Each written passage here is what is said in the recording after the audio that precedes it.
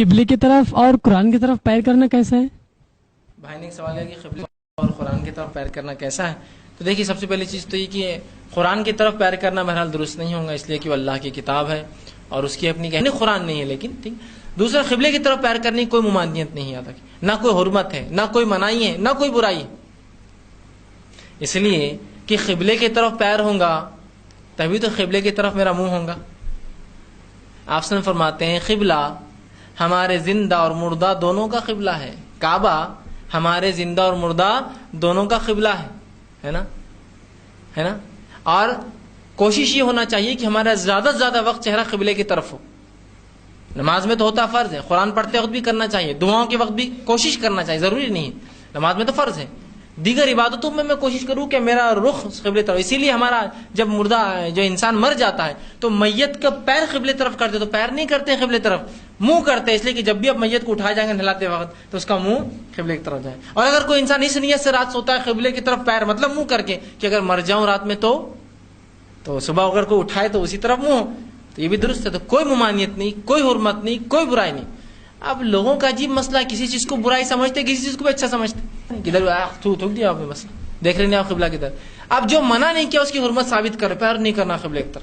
عجیب بات ہے، پیر نہیں ہوں گے تو منہ کیسا ہوگا میرا ادھر؟ مردے کے پیر قبلے طرف نہیں کی جاتے ہیں، اس کا منہ کیا جاتا ہے نا. منہ کب ہوں گا قبلے طرف؟ جب میرے پیر ہوں گے، مردہ تو اٹھ نہیں سکتا ہے. تو لہٰذا اگر کوئی اس نیت سے، یہ بھی میں کہتا ہوں اگر سوئے اور یہ کہے کہ اگر میں صبح اٹھوں تو اٹھتے ہی میرا منہ قبلے طرف ہو، بہت اچھا کام کیا اس نے، کوئی غلط نہیں. تو نہ اس کی کوئی حرمت ہے، نہ اس کی کوئی برائی ہے. بسم اللہ الرحمن الرحیم. تو آپ حضرات نے غیر مقلدین کا فتویٰ سماعت کیا کہ قرآن پاک کی طرف پیر کرنا جو ہے یہ غلط ہے، درست نہیں ہے، کیونکہ وہ اللہ کا کلام ہے. لیکن معاذ اللہ ثم معاذ اللہ رب العالمین، خانہ کعبہ کی طرف پیر کرنا نہ صرف ان کے نزدیک درست ہے بلکہ بہت اچھا کام ہے. مطلب یہ نکلتا ہے کہ قرآن مقدس کی طرف پیر کرنا منع ہے اس لیے کہ وہ اللہ کا کلام ہے، تو خانہ کعبہ کی طرف پیر کرنا جائز ہے. تو اس سے مطلب یہ نکلتا ہے کہ خانہ کعبہ ان کے نزدیک معاذ اللہ اللہ کا گھر نہیں ہے یا احترام کی جگہ نہیں ہے. اب آئیے، انہوں نے جو ہے خانہ کعبہ کی طرف پیر کرنے کی دلیل اور جواز ثابت کرنے کے لیے مردوں کا سہارا لیا، اور وہ حدیث پاک جو اللہ کے رسول علیہ الصلوۃ والسلام نے خانہ کعبہ کی عظمت اور تعظیم اور ادب کے تعلق سے فرمایا ہے کہ خانہ کعبہ زندوں کا بھی کعبہ ہے اور مردوں کا بھی کعبہ ہے. یعنی اس سے مطلب اور اس کی مراد یہ ہے کہ خانہ کعبہ کا ادب زندوں پر بھی ہے اور مردوں پر بھی ہے. لیکن انہوں نے اس کا مطلب غلط نکالا اور یہ کہا کہ معاذ اللہ رب العالمین جس طریقے سے مردے کے پیر قبلے کی طرف کر سکتے ہیں اسی طریقے سے خانہ کعبہ کی طرف زندے بھی پیر کر سکتے ہیں. ان کی جہالت اور لا علمی کا آپ اندازہ کریں. مردوں کو قبلے کی طرف پیر کرنے کے لیے اس لیے کہا گیا ہے کیونکہ وہ غیر مکلف ہیں، لیکن زندے غیر مکلف نہیں ہوتے ہیں. زندوں اور مردوں میں زمین اور آسمان کا فرق ہے. اب جیسے مثال کے طور پر کوئی ان جیسا جاہل یہ کہے کہ چونکہ مردوں کے اوپر نماز فرض نہیں ہے، مردوں کے اوپر دیگر عبادتیں فرض نہیں ہیں، لہٰذا میں بھی عبادت نہیں کروں گا. تو یہ جس طریقے سے جہالت ہے اسی طریقے سے یہ بھی جہالت ہے کہ مردے کے پیر قبلے کی طرف کر سکتے ہیں تو زندے بھی اپنے پیر قبلے کی طرف کریں اور کرنا چاہیے. یہ ان کا جو فتویٰ ہے یہ مبنی بر جہالت ہے. اب سونے کے تعلق سے انہوں نے کہا کہ تمام غیر مقلدین کو چاہیے کہ قبلے کی طرف پیر کر کے سوئیں تاکہ اگر وہ واصل جہنم ہو اور رات میں مریں تو صبح میں جو ہے ان کو جب اٹھایا جائے تو ان کا جو ہے چہرہ وہ قبلے کی طرف ہو. اگر اسی قیاس کو مانا جائے تو میں کہتا ہوں کہ تمام غیر مقلدین جب اپنے علماء کا خطاب سنیں، علماء اکرام کا جب خطاب سنیں جہلا کا، اور اپنے اماموں کے سامنے جب بیٹھیں تو انہی کی طرف پیر کر کے بیٹھیں. اور اگر کوئی اعتراض کرے کہ تم امام صاحب کی بے ادبی کر رہے ہو ان کی طرف پیر کر کے، یا نہیں کرنا چاہیے، یہ غیر اخلاقی کام ہے، تو دلیل کے طور پر یہی بات کہنی چاہیے غیر مقلدین کو کہ اگر میں ان کی طرف پیر نہیں کروں گا تو میرا چہرہ ان کی طرف کیسے ہوگا؟ تو لہٰذا تمام غیر مقلدین اپنے جہلا علماء اکرام کی طرف اور ائمہ اکرام کی طرف پیر کر کے بیٹھیں، اور یہی ان کا ادب ہوگا۔ اور میں سمجھتا ہوں کہ غیر مقلدین کے نزدیک قبلے کی طرف پیر کرنا یہ بے ادبی بھی نہیں ہے۔ لہٰذا اگر کوئی غیر مقلد اپنے امام یا اپنے عالم کی طرف، جاہل عالم کی طرف پیر کر کے بیٹھے تو اسے برا بھی نہیں ماننا چاہیے، لیکن خانہ کعبہ کی طرف پیر کرنا یہ خانہ کعبہ کی توہین ہے اور بے ادبی ہے۔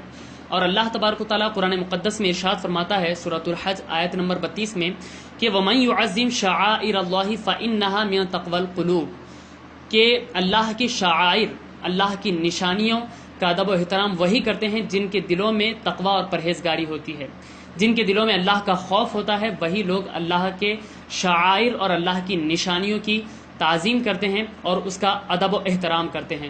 لہٰذا ہم اہل سنت و جماعت کے دلوں میں اللہ کا خوف ہے، اس وجہ سے ہم خانہ کعبہ کی تعظیم کرتے ہیں اور ادب کرتے ہیں، اور خانہ کعبہ کی طرف پیر کرنے کو یہ بے ادبی سمجھتے ہیں اور لوگوں کو منع بھی کرتے ہیں۔ خود ہمارے خانہ کعبہ تو بہت دور کی بات ہے، امام اہل سنت سیدی سرکار اعلیٰ حضرت کی آپ حیات طیبہ اٹھا کر دیکھیں، آپ کی سوانح حیات میں سے ہمیں پتہ چلتا ہے کہ آپ نے بچپن ہی میں یہ معلوم کر لیا تھا کہ بغداد شریف کدھر ہے، کیونکہ حضور سیدنا غوث العظم دستگیر رضی اللہ تعالیٰ عنہ کا مزار مبارک وہاں پر ہے، تو حضور سیدنا سرکار اعلیٰ حضرت نے اپنی زندگی بھر کبھی بھی اس طرف پیر نہیں فرمایا جہاں پر امام الاولیاء آرام فرما رہے ہیں۔ تو یہ اہل سنت و جماعت کا عقیدہ ہے اور اہل سنت و جماعت کے معمولات ہیں جو ادب اور احترام اور تعظیم کا سبق دیتے ہیں، درس دیتے ہیں، لیکن غیر مقلدین اس کے برخلاف ہیں، جو نہ صرف یہ کہ اولیاء اکرام کے گستاخ ہیں بلکہ یہ معاذ اللہ ثم معاذ اللہ رب العالمین خانہ کعبہ کی بھی بے ادب ہیں اور خانہ کعبہ کی بھی گستاخ ہیں، اور انہوں نے خانہ کعبہ کی بھی توہین کی ہے۔ اللہ رب العزت ایسے فرقے سے تمام مسلمانوں کو محفوظ فرمائے، اور خصوصی طور پر میں نوجوانوں سے گزارش کرنا چاہتا ہوں کہ ایسے فرقے سے آپ نہ جڑیں اور ایسے لوگوں کے آپ عقائد کو ملاحظہ کریں اور ان سے اجتناب کریں اور پرہیز کریں۔ اللہ پاک تمام مسلمانوں کو صحیح راستے پر چلنے کی توفیق عطا فرمائے اور اتحاد اور اتفاق کے ساتھ زندگی گزارنے کی توفیق عطا فرمائے۔ السلام علیکم۔ آئیے، قبروں کا، ان کو بزرگوں کی قبروں کا ادب نہیں ہے، اور کتنے بے ادب جماعت ہے، ان کی بے ادبی کا ملاحظہ ایک منظر دیکھیں آپ۔ یہ مسجد نبوی میں بیٹھا ہے خبیث، پیر قبلے کی طرف ہے، قرآن ایسے پڑھ رہا ہے۔ یہ بے ادب لوگ ہیں، یہ حرم میں بیٹھے ہوئے ہیں، یہ کعبۃ اللہ کی طرف پیر ہے، قرآن بیچ میں رکھا ہوا ہے۔ یہ بھی حرم میں دوسرا بیٹھا ہے، یہ سب نجدی خبیث بیٹھے ہیں، عقلوں پہ پردے پڑے ہوئے ہیں۔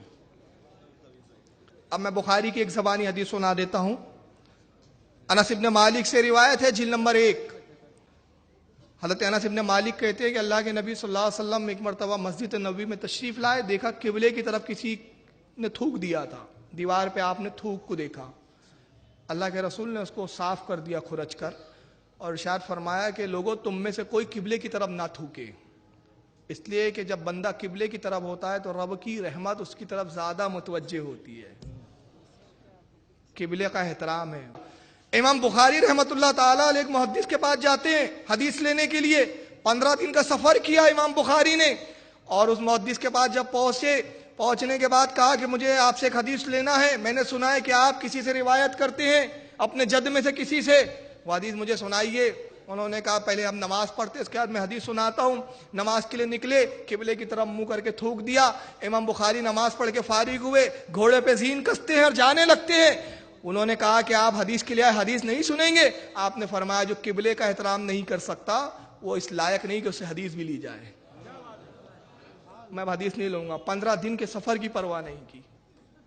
یہ علماء کا عمل تھا، یہ رسول اللہ کی حدیث تھی، مگر یہ بد عقیدہ، بے عمل، بد دماغ، بد عقل، بے ادب، با ادب با نصیب اور بے ادب بد نصیب۔ چلیے